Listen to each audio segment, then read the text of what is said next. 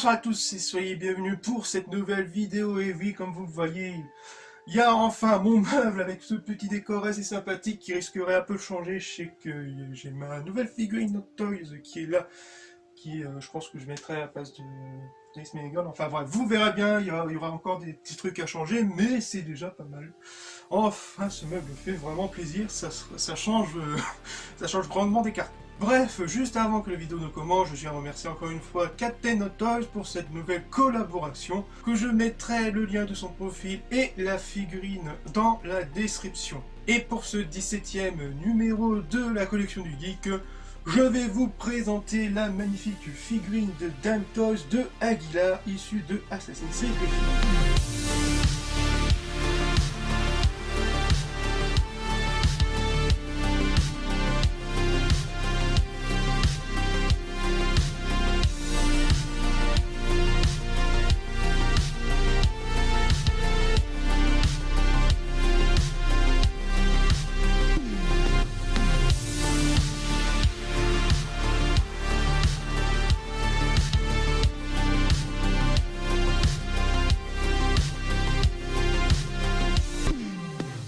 On va commencer par la boîte qui est tout simplement énorme, avec la première face où on peut voir Aguilar sortir ses deux lames secrètes et avec le logo des assassins derrière lui, avec ses couleurs un peu jaunâtres qui se marient très bien avec la couleur noire de la boîte. On peut voir sur les trois côtés le logo Ubisoft, Damn Toys et le logo de Abstergo en haut. Sur les deux côtés, la même image, suit d'Aguilar avec une pose assez différente, avec les deux bandes rouges au-dessus et en dessous qui vont se suivre jusqu'à l'arrière. En parlant de l'arrière, belle image de Aguilar faisant le saut de la foi, et on retrouve avec le petit logo Abstergo, les warnings et le petit carré officiel d'Ubisoft. Une fois ouverte, on retrouve une boîte avec la figurine et les différents accessoires qui l'accompagnent, et à l'arrière, un très beau logo des assassins.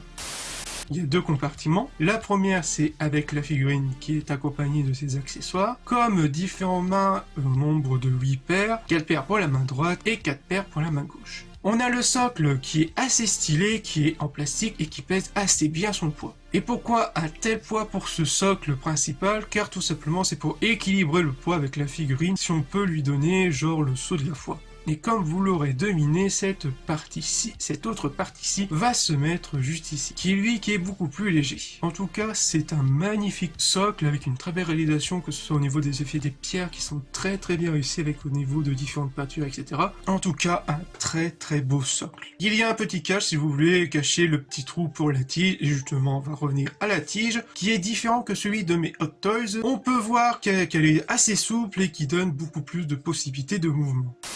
Concernant le reste des accessoires qui se trouvent juste en dessous de la figurine, donc attention à la manipulation, on retrouve avec son arc qui est assez bien fichu et assez bien détaillé, tout comme la flèche qui l'accompagne. On a la dague avec sa protection assez bien fichue, je dois dire, que ce soit au niveau des couleurs assez bien sculptées, surtout au niveau de la dague, et qui va se mettre sur la ceinture. Et pour finir, on a trois petits couteaux qui sont assez bien détaillés, donc attention à la manipulation vu que c'est assez petit, et qui vont se mettre sur l'épaule gauche de la pure.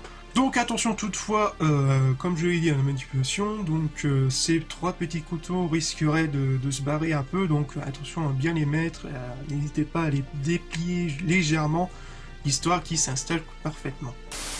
Et enfin, passons à la figurine qui est tout simplement magnifique. Sans le socle, la figurine mesure environ 35 cm et avec le socle, elle atteint une hauteur environ 42 cm. Au niveau de cette partie de la bure en tissu, elle a la particularité cette fois-ci d'être câblée, ce qui va donner encore un plus à la figurine qui peut donner vraiment un style de on peut vraiment donner un style de mouvement avec le vent, etc.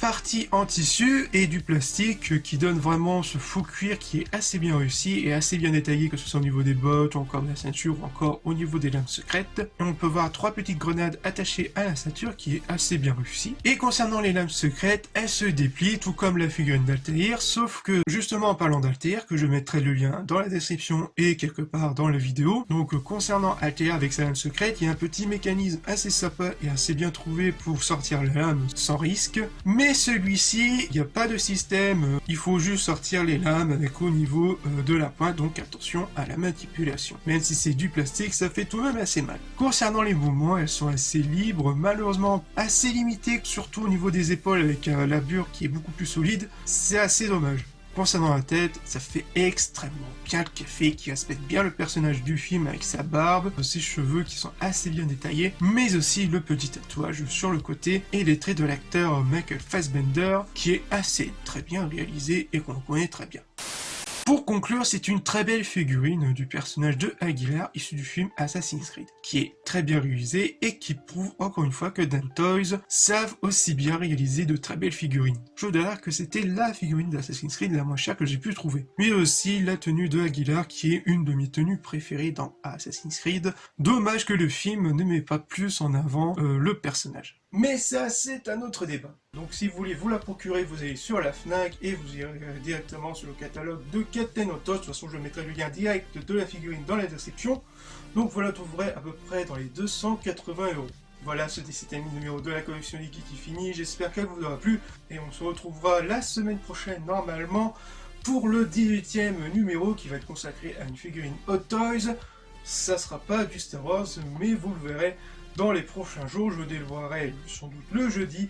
Donc n'hésitez pas à me suivre sur les différents réseaux sociaux, Facebook, Instagram, Twitter. Et encore une fois, je tiens à remercier Captain Autos pour cette nouvelle collaboration et j'espère continuer à collaborer avec lui. Allez, je vous laisse et on se retrouve pour de futures vidéos.